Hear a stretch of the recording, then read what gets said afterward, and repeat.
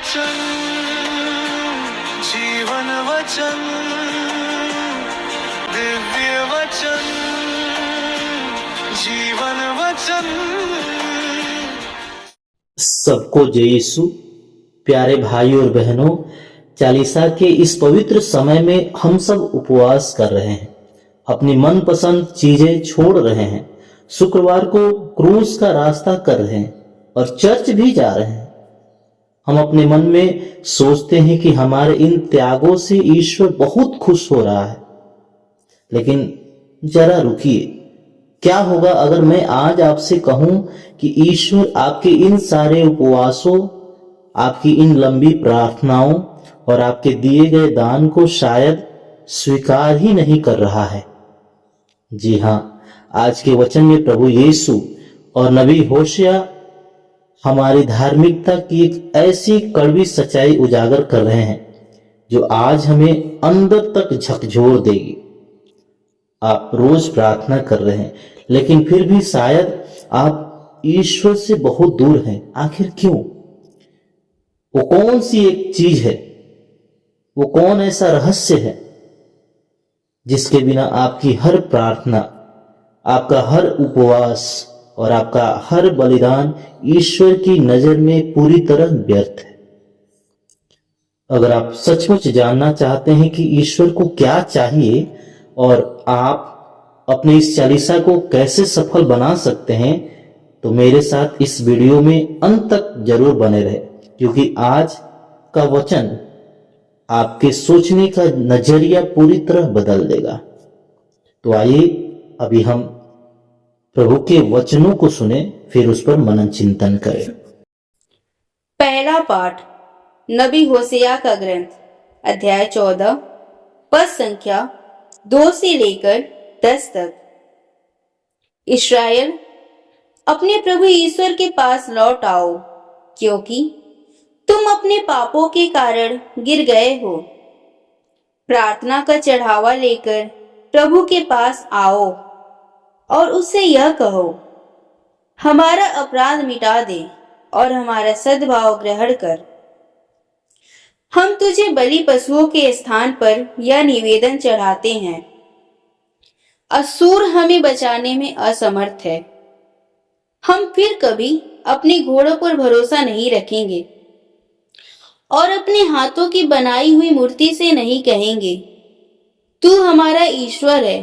प्रभु, तू ही अनाथ पर दया करता है। मैं उनके विश्वासघात का घाव भर दूंगा।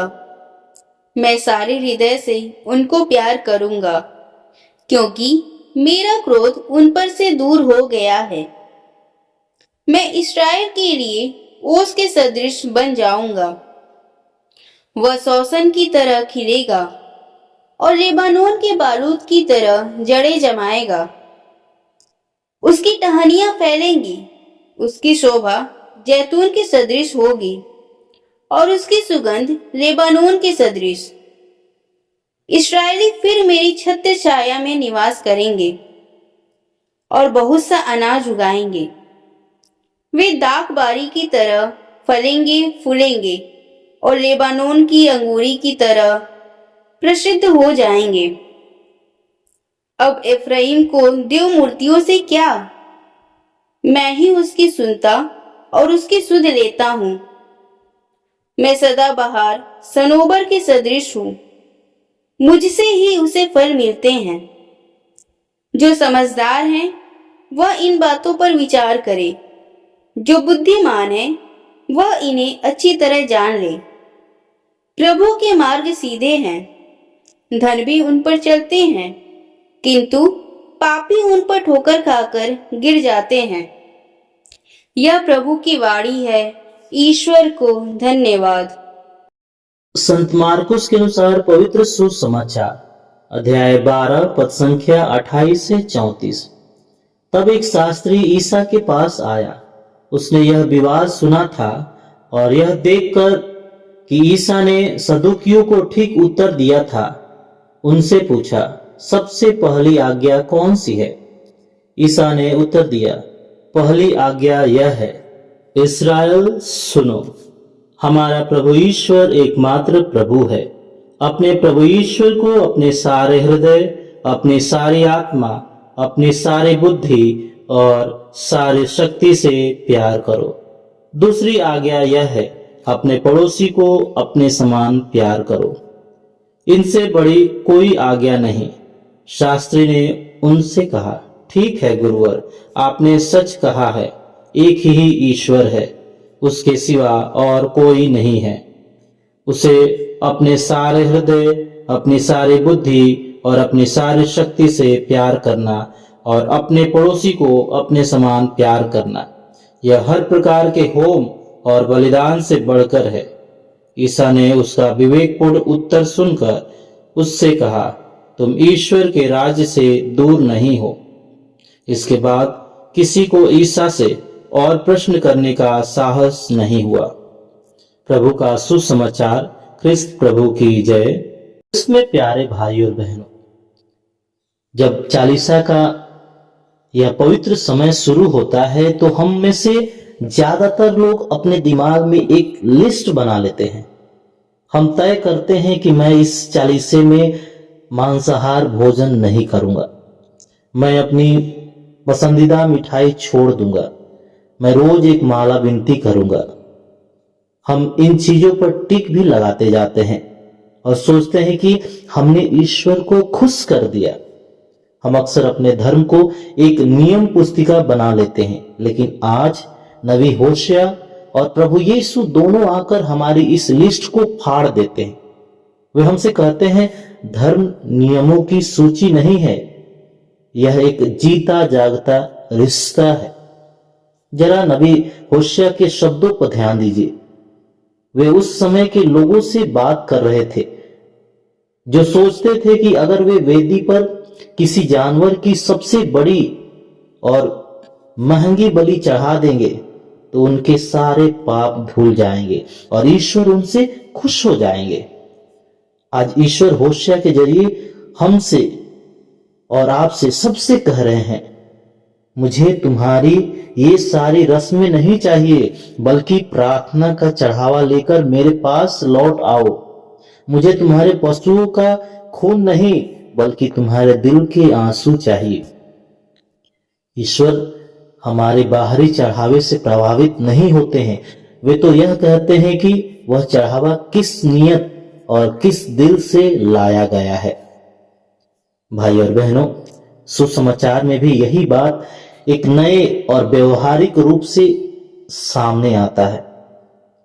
जब शास्त्री यीशु से पूछता है कि सबसे बड़ा नियम कौन सा है, क्योंकि शास्त्री सब कुछ जानता था कि पुराने विधान में जो नियम थे, कानून थे, 613 थे, इसलिए उसने यह प्रश्न किया। तब यीशु ने उन सैकड़ों नियमों को केवल एक शब्द में समेटते हुए कहते हैं, वह प्रेम है। संपूर्ण हृदय से ईश्वर से प्रेम और अपने पड़ोसी से अपने समान प्रेम। यीशु स्पष्ट कहते हैं, यह प्रेम दुनिया की हर होम बलिदान और उपवास से कहीं बड़ा है। भाई और बहनों, चालीसे के इस समय में सिर्फ भोजन छोड़ देना बहुत आसान है, लेकिन अपनी कड़वाहट छोड़ना बहुत मुश्किल है। क्या फायदा हमारे उस उपवास का जिसमें हम दिन भर भूखे रहते हैं, लेकिन अपने शब्दों से दूसरों की निंदा करके उन्हें खा जाते हैं। क्या फायदा चर्च में रोज 1 घंटा बिताने का अगर घर लौटकर हमारे पास अपने अकेले माता पिता या अपने जीवन साथी की बात सुनने के लिए 5 मिनट का भी समय नहीं है। हम शुक्रवार को क्रूस का रास्ता करने के लिए दूर दूर से चले जाते हैं, लेकिन क्या फायदा चर्च में यीशु का क्रूस उठाने का अगर हम रोजमर्रा की जिंदगी में अपने आसपास के लोगों का बोझ हल्का करने की बजाय उल्टा अपने कठोर व्यवहार से उन पर दुखों का एक नया क्रूस लाद देते हैं।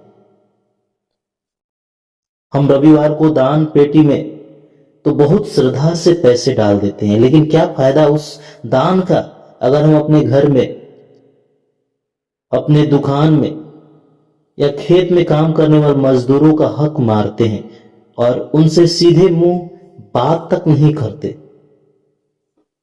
हम चर्च में तो बड़े गर्व से अपना 10वां हिस्सा या दान दे देते हैं, लेकिन बाहर जाकर किसी गरीब रिक्शे वाले या सब्जी वाले से 10-20 रुपये के लिए बुरी तरह लड़ते हैं और अपने नीचे काम करने वालों को जरा सी भी इज्जत नहीं देते हैं। क्या फायदा ऐसे दिखावे के दान का। प्यारे भाई और बहनों, प्रभु आज हमसे एक बहुत ही सीधा और चुभने वाला सवाल पूछ रहे हैं। क्या तुम बाहर से साफ दिखने वाले प्याले हो जिसके अंदर अभी भी अहंकार और नफरत भरा हुआ है? इसलिए इस चालीसे के समय में आइए अपना ध्यान बदले, बाहरी कर्म कांडों से हटकर अपने दिल की सफाई पर काम करें। आप सभी जो इस वक्त अपने घर पर बैठकर यह वचन सुन रहे हैं, आपको इसके लिए कहीं बाहर जाने की जरूरत नहीं है। आज अपने ही घर में एक छोटा सा लेकिन बहुत गहरा कदम उठाइए। शायद आपके अपने ही घर में आपकी सास, आपकी बहू, पति, आपका भाई या बहन के साथ कोई मनमुटाव चल रहा हो, या किसी पड़ोस में किसी से आपकी बोलचाल बंद हो। आज अपना अहंकार किनारे रखे और उन्हें सच्चे मन से क्षमा कर दे।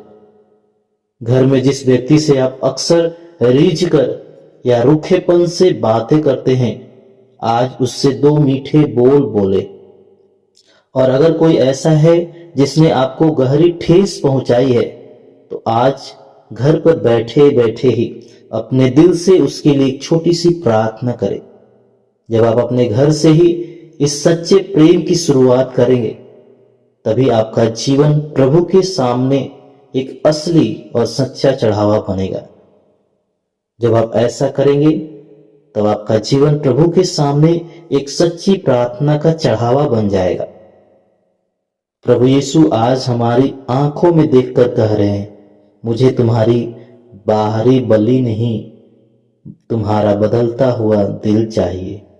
आइए हम सब इस आवाज को सुने और संपूर्ण प्रेम के साथ उनके पास लौट चले। पिता, पुत्र और पवित्र आत्मा के नाम पर आमीन।